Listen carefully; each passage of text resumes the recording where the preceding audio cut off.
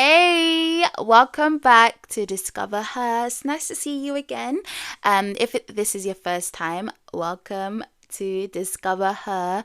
This is just a podcast where we help each other navigate life, find freedom from childhood trauma, find our identity in Christ, and share our own personal stories. So welcome to Discover Her.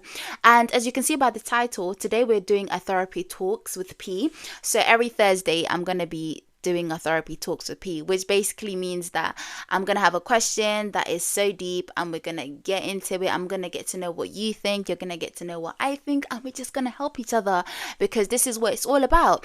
And first of all, as you can see, forgiveness, it's something I feel like we think is just so easy, and there's so many unrealistic expectations when it comes to forgiveness that we forget that forgiveness is actually something really hard. Like, it's easy to say I've forgiven you, but have you really? And there's this phrase I hear a lot where people say things like, oh, you just need to forgive and forget. You just need to forgive and forget. And that phrase has always rubbed me the wrong way because it's like, forgiveness in itself is so hard, and forgetting in itself is almost impossible because it's so hard to forgive somebody for something they did to you that changed your life.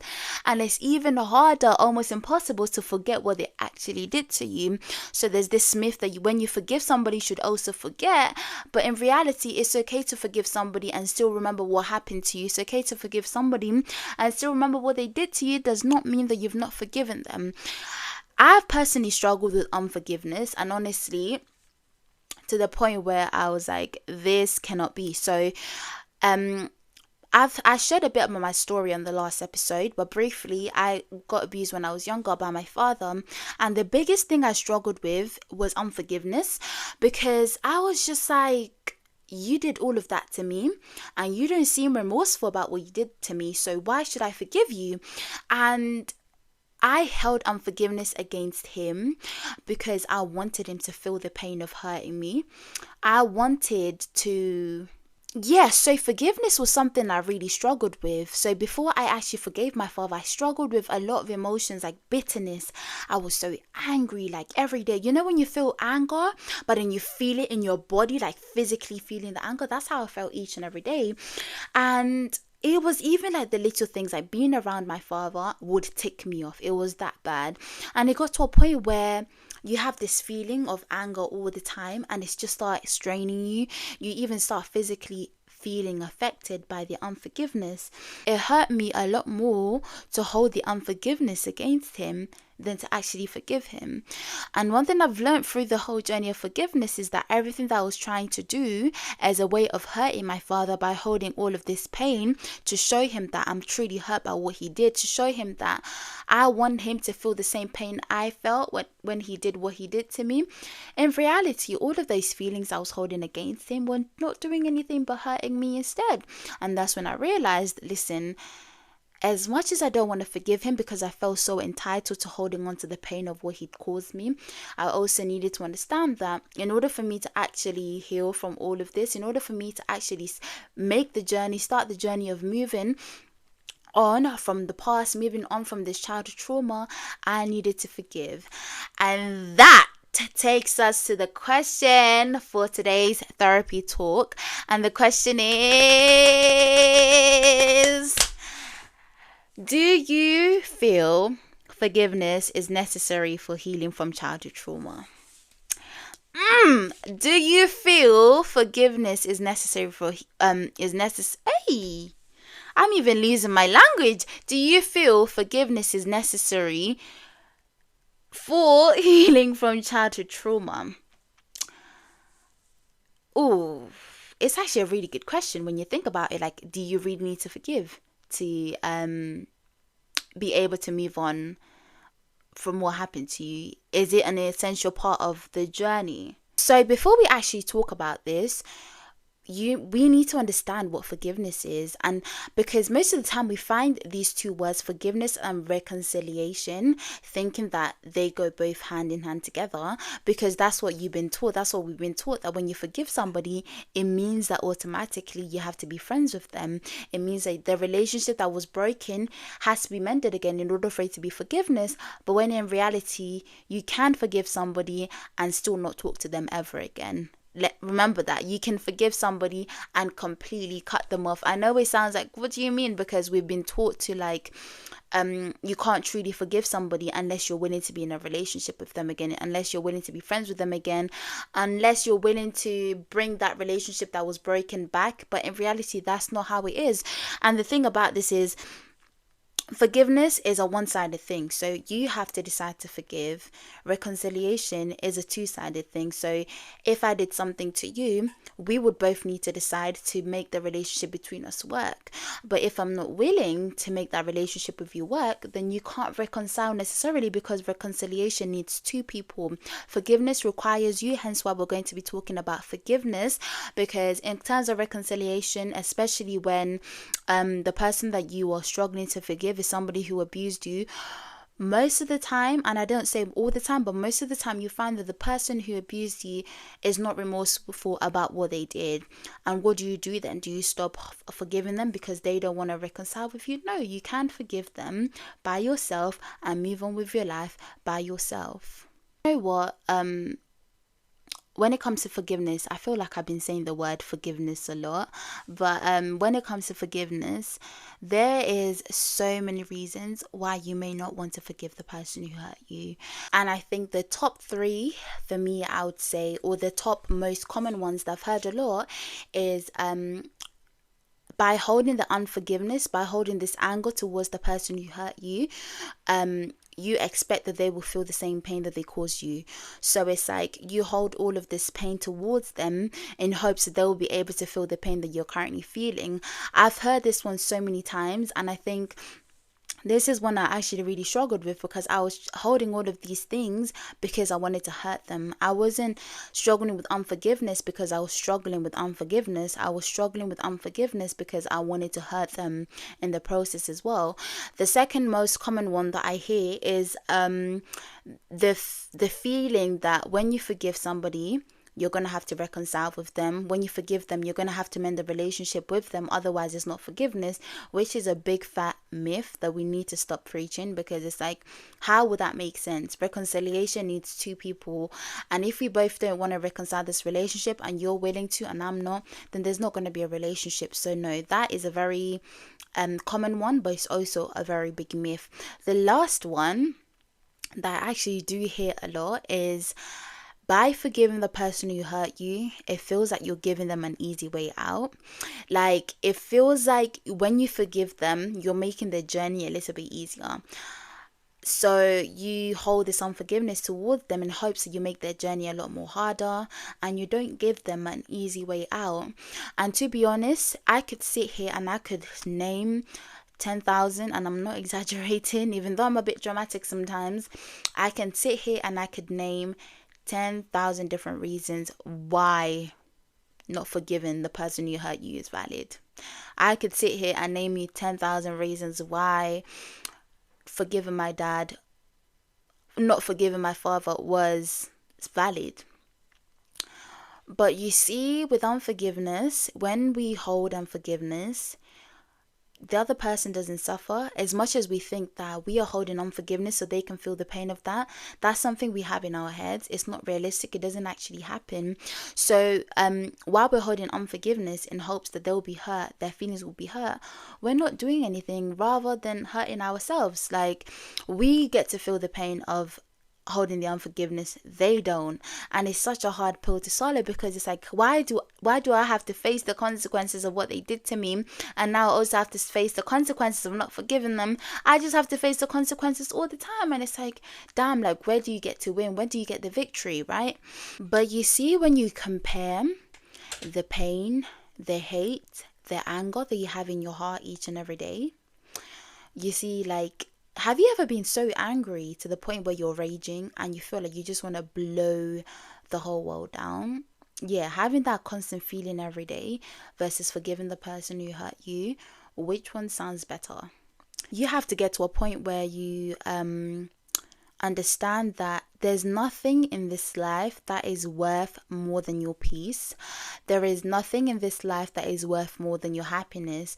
So if that means you forgiving the person who hurt you, even though you don't want to forgive them, you have to do that thing, because you are so much more than feeling anger and bitterness and resentment all the time. You're so much more the negativity. You're so much more than all of these negative emotions you feel towards the person, because you're struggling to forgive them. And I know I'm saying it because it sounds like it's so easy said than done, but honestly, if I could go back to my journey and somebody could give me one advice, it would be that the unforgiveness that I'm holding in my heart cannot even compare to the happiness and the peace that I deserve. That would have completely changed my mindset, because I would have understood that as much as I want to hold unforgiveness against this person, first of all, it's not doing nothing to them, it's not hurting them. I'm the one dying inside because of not forgiving them. And most importantly, that on the other side of my unforgiveness, on the other side of this anger and bitterness, there is peace, there is joy, and there's freedom. And knowing that I could have access to all of these other good emotions compared to this one, I would have been more not eager. I would have been more accepting to let go of the unforgiveness. I would have had a reason to let go of the unforgiveness, because I understood that by letting go of this unforgiveness, I'm going to experience something greater. I'm going to feel something better. And that's what you have to think for yourself. Like, out of all of these 1,000 valid reasons you have to not forgive the person, are any of them worth your peace? You have to ask yourself, out of all of those reasons you've written down in your head, are any of them worth your freedom and your joy? And I promise you, none of them are, because you are so precious. You see, you're so valuable. Like, you, when God created you, He created you not to live in misery. He wanted you to enjoy. He wanted you to be happy. He wanted you to have peace. Oh, don't let me start preaching in this place. He wanted you to have peace. He wanted you to have true satisfaction. He wanted you to have true joy. And you're not experiencing that right now because you're struggling with unforgiveness. So understanding that on the other side of unforgiveness, there's greater stuff. And each and every day, make it your mission to not only forgive, because when you're trying to make the process quicker, like, oh, I just want to forgive them quickly so I can have peace, I just want to forgive them quickly so I can be happy, you're going to be annoyed, you're going to be miserable, because you're going to be like, but I'm not forgiving them in a week. I haven't forgiven them in a month. Understand that it's a journey, but also while you're going on this journey of forgiving them, understand that on the other side of that, there's greater stuff. And be more, what's the word I'm looking for? I keep on saying accepting. Be more willing to let go of that unforgiveness, because I think the reason why unforgiveness turns into anger, resentment, and bitterness is because we want to hold on to the unforgiveness. You need to get to a point where you're like, you know what, I don't want to have this thing anymore. Yeah, that's it. And I think that's a very big step, understanding that you don't want to be unforgiving anymore. And that's just the start of this journey. I'm not saying that you're just going to sleep one day, wake up the next morning after you listen to me talk, and you're like, oh, well, yeah, forgive them. Well, forgiving them now, life is great. And no, it's not that easy. If it was that easy, then we would all be doing it. Like, we would all be doing it easily. But it's getting to that point where you're not holding unforgiveness intentionally, but you're willing to let that go, so you can experience the other fruitful things that God wanted you to experience in this life.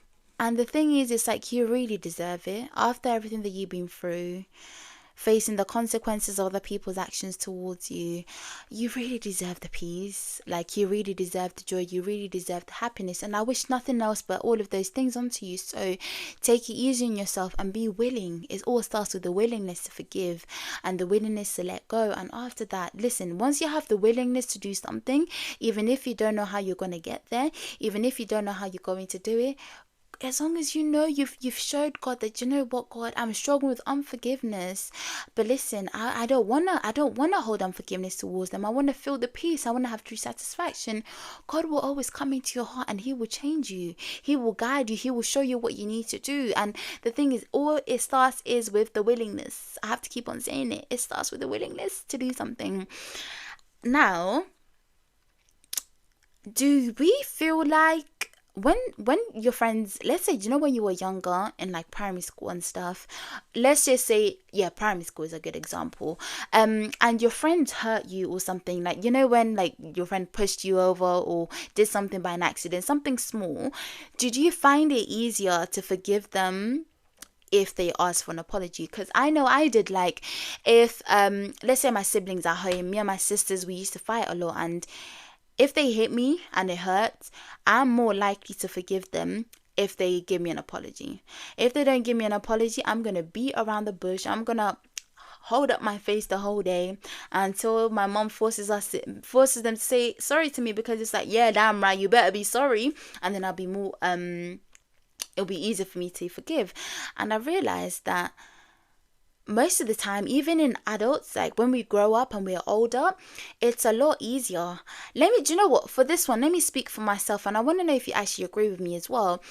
Is it not a lot easier to forgive somebody when somebody acknowledges that what they did was wrong, and then they apologize for it, and it's like, okay, cool. Do you know what? Even though what you did really did hurt, I am willing to forgive you because you apologize and you acknowledge your mistakes. It's so much easier to forgive somebody, especially when they acknowledge. Not when they just say sorry because they see you upset, when they acknowledge what they did wrong and they apologize for it. Not just say, oh yeah, I'm sorry if I made you feel. No. Really acknowledging that you hurt me and apologizing for the fact that you hurt me goes a really long way. But what people or myself or anyone who's faced anything like child sexual abuse, what we don't get is the privilege of somebody apologizing for what they did to us. What we don't get is the privilege of somebody acknowledging that what they did to us, their actions towards us when we were kids especially, it hurts and it still hurts. They don't really acknowledge that. And it's like, why would you hurt me?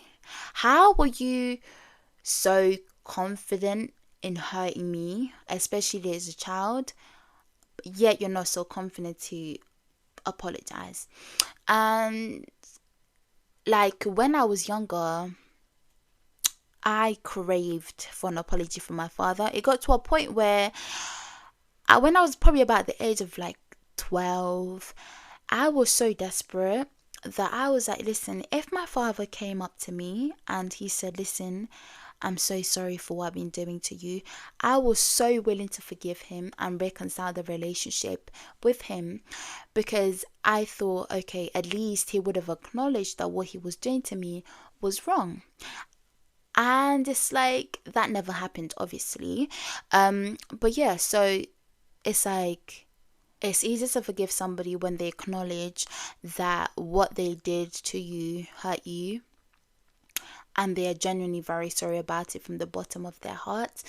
But then it's like, what do you do when the person doesn't acknowledge, or they just don't show that they care about the fact that they hurt you? What do you do when the person who hurt you doesn't act remorseful? Like, it feels like it's the end of the world sometimes, because it's like, how did you have the audacity, the same audacity that you had to hurt me? You better have that same audacity to apologize. But that's not always the case.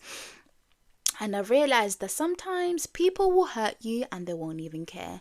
Some people will literally walk all over you. Some people will literally slap you in the face. Some people will literally throw you, toss you up, right, left, right, swing you around the whole world, and they will know that they've done it, but they still will not acknowledge that they hurt you. They will still not acknowledge that their actions have a big, deep effect on you.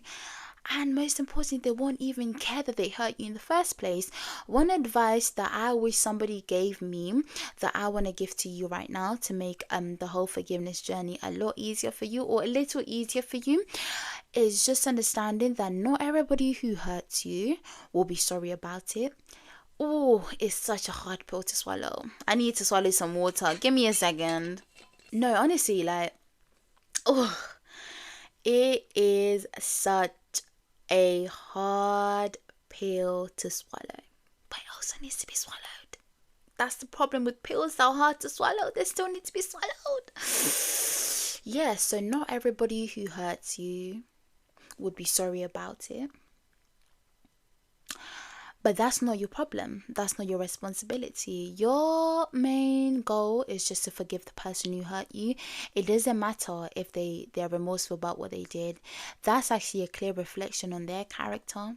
That's a clear reflection on who they are, their values, their morals, and where their heart posture is at. Because if somebody knows that they've done something wrong and they don't acknowledge that it's hurt you, what does that tell you about that person? Forgiveness is the hard part. But I think the harder task is acknowledging or admitting to yourself that what they did to you hurts. What they did to you still is hurting you. What they did to you is hurting you each and every day, despite you trying to work past it. But it's also admitting to yourself that despite all the pain that they caused me, for my own well-being, for my own sake, I'm just gonna let it go.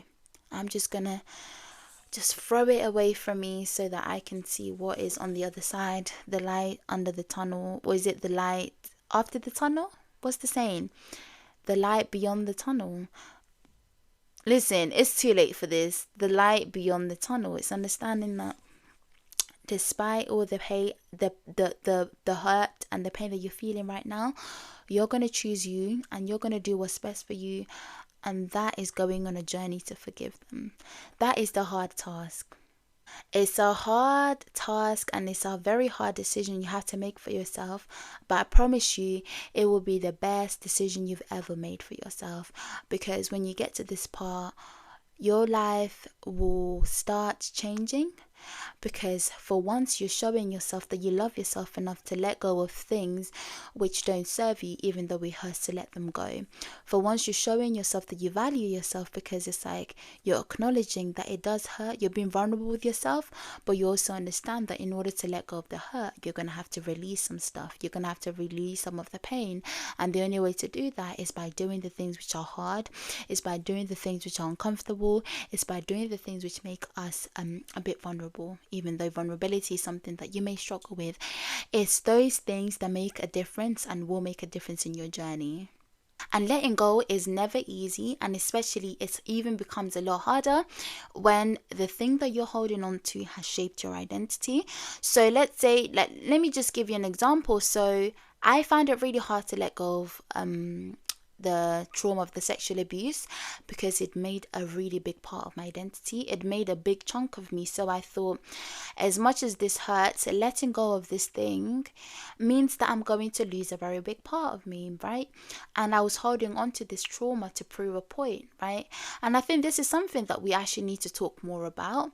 Because it sounds nice, like, yeah, let go and just embrace the good things in life. But how hard is it to let go when the thing that you're holding on to has shaped a very big part of you? How hard is it to let go when the thing that you're struggling with letting go has been in your life your whole life? So it's become normal. So letting go of that thing will be something so absurd, is absurd the word? Something so unusual for you. You feel like you're losing a huge chunk of you. What do you do then? Because as much as it hurts to hold on to that thing, it feels better holding on to it than letting it go, because of the fear of what remains in you after you let that thing go. And it's like, the point that we try to prove, or the point that you may be trying to prove by holding on to your trauma, is more damaging than the point that you're trying to prove. Because holding on to the trauma means holding on to the bad things that come from it. You're holding on to the negativity of the trauma, holding on to the past and being stuck there. And holding on to that to try to prove a point that you still hurt, trying to prove a point because it's part of your identity, is actually more damaging, because you're embracing something that you were never supposed to be. You're embracing a version of you that God didn't even create you to be. God created you to be whole. God made you whole. And we just want to cling on to this broken version of us because it's comfortable, because it's something that we're familiar with, right? Anytime that you feel like this, I want you to remember that all the pain that you're carrying because of what happened to you when you were younger, for example, or because of what that family member did to you, is painful enough. The weight on your shoulders is already too much. Do yourself a favor and release. And I know it sounds so easy said than done. I can't put emphasis on that. But I'm saying that to say, because when you're released, you're not just releasing it from yourself, you're releasing it onto God. So instead of carrying this extra pain from your past, what you should do is lay those burdens to God, because I promise you, when you lay those onto God, when the Bible says, "Come to me, all you who labor and are heavy laden, and I will give you rest." When God tells you that, he doesn't just say that for the sake of saying that. When he says that, he really means it, because when you give those stuff to God, when you give your unforgiveness to God, when you give your anger, your bitterness, your resentment, when you give your pain to God, he will really give you rest. And he doesn't give you the same rest that people in this world that can give you. He doesn't give you the same rest that I can give you. He doesn't give you the same rest scrolling on TikTok or taking a quick nap gives you. He gives you a rest that just rests every part of you, that rests your heart, that rests your mind, that rests your mind from all of the thoughts. He gives you a rest that surpasses all understanding. So please have faith in knowing that when Jesus says lay those burdens to him, he really means it. And the thing is, he doesn't say, oh, if you're struggling, if you're going through this right now, or when you start university and you're stressed, bring those burdens to me. No, he's telling you, come. He's commanding you. He's telling you to come to him and give all of those burdens to him, because he knows that you're burdened. He knows that in this life, like, you're bound to experience all of these painful moments. You're bound to have people hurt you. You're bound to even hurt other people. He knows that. That's why when he tells you to come, he's not telling you, he's not giving you, oh, come, I'm here whenever you want. He knows, and he's telling you right now, come to me, child. He's telling you, come to me, girl. He knows that you're hurt. He knows that you're broken. He knows that you're struggling. He knows it all. That's why he tells you to come to him. Because he knows that when you come to him, there's nothing your boyfriend is doing for you right now that Jesus can't even outdo. There's nothing that your friends can do for you. The rest that you get with your boyfriend and your friends and your family, double that by infinity times. That's the type of rest that Jesus says he wants you to give. He knows what pain feels like. He got betrayed. He's been through it all, so he knows exactly how you're feeling. And even better, he knows you more than you know yourself. So you better know that when he gives you rest, he gives you a rest that's very unique to your pain. Because you see, the same rest that God will give you is not the same rest that he will give me. Because as much as we're both human beings, as much as we could have been through the same things, we are not the same people. And God is very intentional about your life. He's very intentional about every single little thing in your life. That means that when he does something in your life, he won't do it the same way he did it in my life, because we both have different needs. We have different personality. We have different everything. That's why God tells you, come to me, and he will give you rest, because he knows that when he gives you rest, he won't give you rest the same way people on a podcast will give you rest. He won't give you rest the same way your friends give you rest. He will give you rest which is unique to your pain. Don't make me start preaching on this podcast. Don't make me start preaching on this podcast. But that is what, if you're going to take anything from this podcast, come lay your burdens to Jesus. That's the only thing I want you to take. If you're not going to take anything else, take that from this podcast, because when you do that, your life changes. I used to hear people say this all of the time, like when they would say, oh yeah, I gave my life to Jesus and Jesus just changed me. And I used to be like, yeah, blah, blah, blah. But experiencing it myself, I'm just like, yeah, I get what you guys were talking about. I get it now. Because he saved me. I get it now. And that's the same for you. Because he will work. You just need to have the willingness. You need to let all of the pain, even if you don't think it's that deep, even if you don't think it's big enough, lay it to him. Because at the end of the day, it doesn't matter big or small, it's still a burden. Lay it to him, and he don't play about Jesus. Don't play about him, because he will do what he needs to do in your life. Trust me. Whew. If nobody stops me, I will keep going. If nobody stops me, I will talk. And we need to start appreciating what people tell us, and not just taking it as like, oh yeah, whatever, and actually trying to see where they're coming from. Because when people used to tell me that Jesus saved their life, I was just like, yeah, whatever. You're just saying that because you're a Christian, isn't it? But now it's like you have a whole different perspective when you experience stuff. But I wouldn't have not known. I wouldn't even decided to give all my burdens to Jesus. I would have never decided to give my unforgiveness and my trauma to Jesus if I hadn't heard other people tell me that he worked for them. So as much as I was saying, yeah, you're only saying that because you're a Christian, deep down, a part of me, just a small part of me, believed that it was true. Hence why I laid all my burdens to him.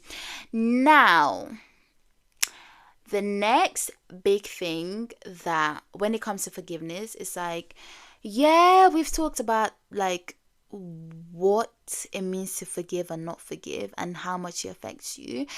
But what about if you're at that stage of your life where you feel like, do you know what? I feel like I've forgiven him. I feel like I've forgiven her. I feel like I've forgiven myself. I feel like I've forgiven them. But how do you know? How do you know if you've truly forgiven somebody? Oh, let me tell you this, yeah.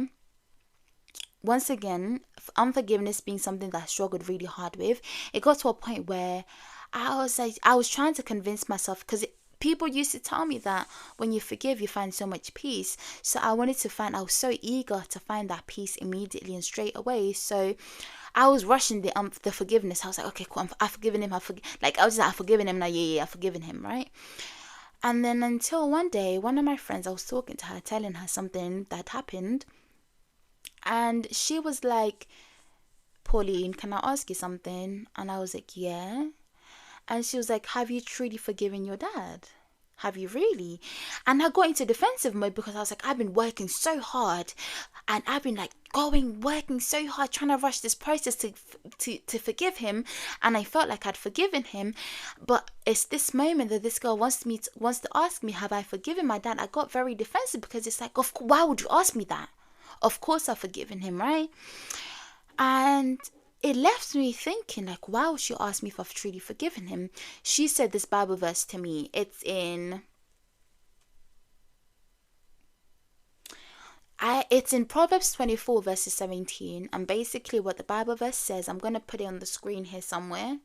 Or maybe not. Let me just read it to you. It says, Proverbs 24 verses 17 says, don't gloat when your enemy falls.